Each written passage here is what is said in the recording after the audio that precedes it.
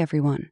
Welcome back to Mana's Bitcoin Academy, the place where we learn crypto step by step, from absolute beginner to strong foundation, no matter if you're in high school, university, or just curious about the future of money and technology. Today we're doing a deep dive into one of the most brilliant minds in crypto, Vitalik Buterin, the co-founder of Ethereum. We're calling this Everything You Need to Know About Vitalik Buterin, because he didn't just create another cryptocurrency, he invented an entire new way for computers to work together without any boss in the middle.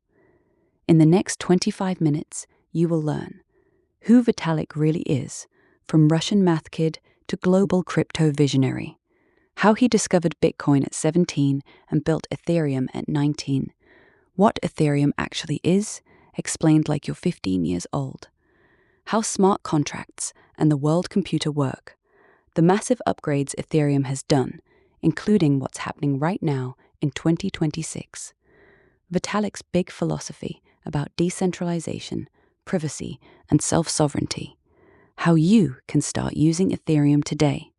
Buy ETH, use a wallet, try your first dApp, super simple steps, the challenges and why his vision still matters for the future. This is not a price prediction video. This is a complete beginner to university-level education in one easy watch. Grab a notebook, maybe a snack, and let's begin. If you're new here, hit subscribe and the bell. We upload beginner to pro crypto lessons every week. Let's meet the man who helped change the internet forever. Section 1.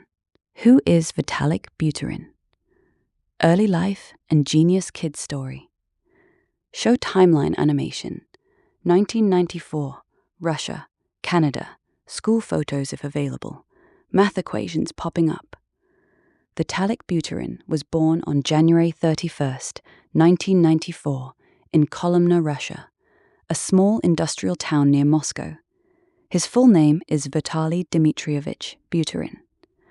When he was just 6 years old, in the year 2000, his family moved to Toronto, Canada, looking for better opportunities. His dad, Dmitry Buterin, is a computer scientist, so technology and math were always around the house. From a very young age, Vitalik was different. In elementary school, he was already solving math problems that older kids struggled with. Teachers noticed his super-fast brain. Some people estimate his IQ is around 160, like Einstein-level thinking. He loved video games, especially World of Warcraft, and he got really upset one day when a game update, nerfed, weakened his favorite spell. That moment made him think, why should a company have so much power over something I care about? It was an early lesson in decentralization, not wanting one boss to control everything. He was homeschooled for a while and then went to a regular high school, but he was always ahead. At age 17, in 2011, his dad showed him Bitcoin, the world's first cryptocurrency. Vitalik read the Bitcoin white paper, a 9-page document by Satoshi Nakamoto, and got completely hooked. He started writing articles about Bitcoin and even co-founded Bitcoin magazine in 2012 to teach people about it. Simple lesson here. You don't need to be rich or have connections. Vitalik shows that curiosity, reading hard things, and asking, why does this system have to be this way, can change the world. Section 2. From Bitcoin to Ethereum, the big idea at age 19. Show Bitcoin logo, Ethereum white paper animation, 2013 to 2015 timeline. By 2013, Vitalik was traveling the world, going to crypto conferences. He saw Bitcoin's power, digital money that no bank or government controls, but he also saw its limits. Bitcoin is like super secure digital gold, great for storing value, but it can't do much else. You can't easily build apps on it. Vitalik had a revolutionary idea. What if we had a blockchain that could run computer programs automatically? These programs would be smart contracts, like unbreakable vending machines. You put in money or data, and the contract automatically does what it promises, with no lawyer or company needed. He wrote a white paper in late 2013 explaining this new platform and called it Ethereum. He was only 19 years old. He teamed up with other brilliant people, including Charles Hoskinson, who we covered in our last video, Gavin Wood, Anthony Diorio, and more. They raised money through an initial coin offering, ICO, in 2014. People bought Ether, the coin of Ethereum, to help fund development. Ethereum officially launched on July 30th, 2015. Vitalik's big insight: blockchains could be a world computer, a shared global computer that anyone can use but no one owns or can shut down. 1230 to 17b, Section 3, the early challenges, DAA hack and hard forks, animation of the DAO fork split.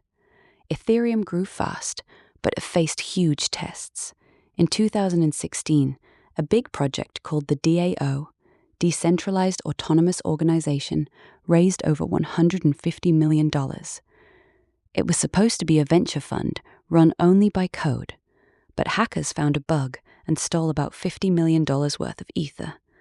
The community had to decide, should we undo the hack with a software change, a hard fork, or let the code rule no matter what? Vitalik supported the fork to protect users. The blockchain split into two Ethereum, the one we use today, with the fix, and Ethereum Classic, which kept the original chain. This taught everyone a deep lesson. Governance, how decisions get made, is super hard in decentralized systems. Vitalik has spent years thinking about better ways for the community to upgrade without one person having too much power. 1708, Section 4, Blockchain Basics and How Ethereum Works, super simple explanation. Animations, blocks linking, vending machine for smart contracts, EVM. Quick refresher for beginners. A blockchain is like a giant public Google sheet that everyone can see, but no one can secretly edit. Transactions, like Alice sends Bob 5 Ether, get grouped into blocks and chained together. Bitcoin uses proof of work. Miners use electricity to solve puzzles.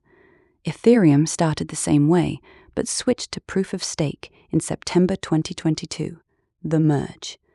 Now, instead of electricity, people stake their ETH, lock it up as collateral, to help secure the network and earn rewards.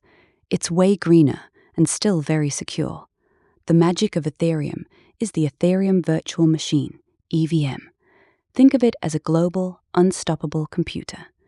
Anyone can upload smart contracts written in languages like Solidity, and they run automatically. Examples you can understand: decentralized finance, DeFi, borrow or lend money without a bank; NFTs, digital ownership of art, music, or tickets; decentralized apps, DDApps, games, voting systems, supply chain tracking, all running on the blockchain. Ethereum is programmable money. That's why it's called the world computer. 22 minutes, Ethereum, upgrades, and 2026 roadmap. What's happening now? Timeline graphic. Byzantium through the merge, 2026 upgrades. Ethereum is built in stages, like university semesters. After the merge, proof of stake, they focused on scaling so it could handle way more users without high fees. They use Layer 2 solutions like Optimism or Arbitrum. These are like fast side roads that still connect to the main secure highway, Layer 1. As of April 2026, Vitalik has been reshaping the roadmap. In February 2026, he published new ideas for hyperscaling the base layer using zero-knowledge proofs, Vitalik ZK, and blobs, cheap data storage. Upcoming upgrades include Glamsterdam, mid-2026, makes things faster and cheaper. Hegota, late 2026, more improvements for validators and security. Vitalik also released a quantum resistance roadmap, so Ethereum stays safe even if quantum computers, super powerful future computers, try to break current encryption. In 2026, he's calling this the year of computing self-sovereignty, making tools so private and user